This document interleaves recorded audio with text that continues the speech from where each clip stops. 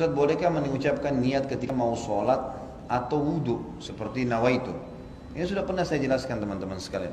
Kalau kita kembali kepada hadis Nabi SAW, maka belum pernah ada pengucapan lafadz.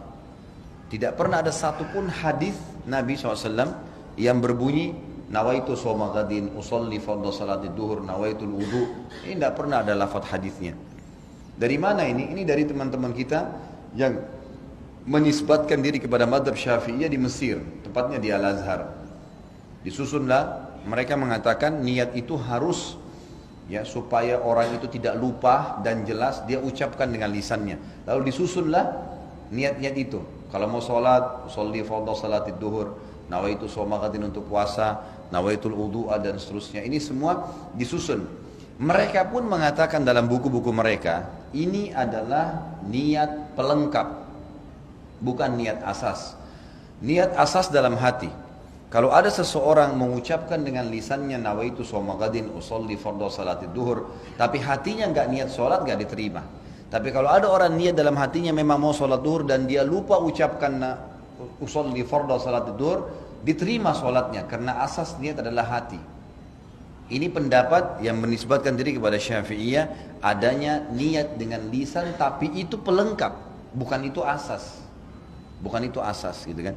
Kalau jumhur ulama, Imam Ahmad, Imam Malik, Imam Abu Hanifah mengatakan tidak ada niat kecuali dalam hati. Seperti contoh, Bapak Ibu tadi mau sholat Isya, begitu iqamah kita berdiri di shaf. Bukankah dalam hati kita sudah niat mau sholat Isya? Kan tidak mungkin sholat maghrib, nggak mungkin sholat subuh, nggak mungkin. Sama pada saat kita berdiri di shaf belakang jadi makmum, ada imam, kita di belakang, bukankah sesuatu niat jadi makmum?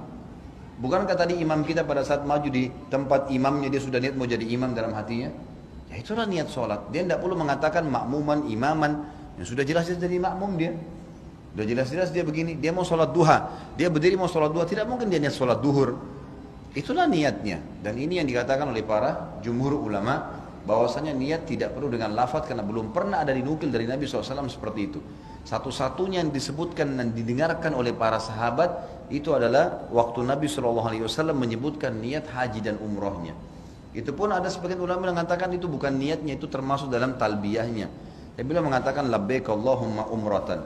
Ya Allah aku niat aku menjawab panggilan umrahmu. Labbaik Allahumma hajjan, ya Allah saya jawab panggilan hajimu, gitu kan. Jadi Allahu alam, yang saya melihat pribadi, saya melihat dari apa yang telah dituliskan para ulama ini, kita kembali kepada jumhur ulama yang mengatakan tidak ada lafaz niat karena dalam pemahaman pun ini bukan dari Imam Syafi'i ya, dari pengikut Imam Syafi'i yang datang setelahnya. Ya. Karena Al-Azhar ini ada jauh setelah Imam Syafi'i. Jauh, Imam Syafi'i tahun berapa? Tahun 204 meninggal dunia, gitu kan. Sementara Al-Azhar ini ada tahun berapa gitu. Ya. Jadi sudah jauh.